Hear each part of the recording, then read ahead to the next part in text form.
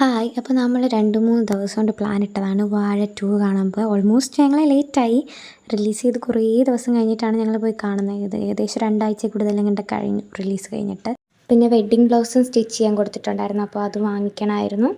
അങ്ങനെ ബ്ലൗസൊക്കെ ട്രയൽ ചെയ്തപ്പോൾ പെർഫെക്റ്റ് ആയിരുന്നു. സ്റ്റിച്ചിങ് ആയാലും ഡിസൈനിങ് ആയാലും ഒക്കെ നന്നായിട്ട് ഇഷ്ടപ്പെട്ടു.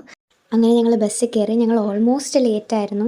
ടിക്കറ്റും എടുത്തിട്ടില്ലായിരുന്നു. അതുകൊണ്ട് ഫുള്ളി ടെൻസ്ഡായിരുന്നു. അവിടെ കറക്റ്റ് ടൈമിന് എത്താൻ പറ്റുമോ, സീറ്റ് ഉണ്ടാവുമോ, മൂവി തുടങ്ങിയതിന് ശേഷമായിരിക്കും എത്തുന്നത്. ബസ് നിർത്തിയത് നമ്മൾ പിന്നെ ഓട്ടോ ആയിരുന്നു ടിക്കറ്റ് എടുക്കാൻ വേണ്ടിയിട്ടുള്ള. അങ്ങനെ അവസാനം ടിക്കറ്റൊക്കെ കിട്ടി. സീറ്റിൽ വന്നിരുന്നതിന് ശേഷമാണ് ഞങ്ങൾ കുറച്ച് സമാധാനമായത്.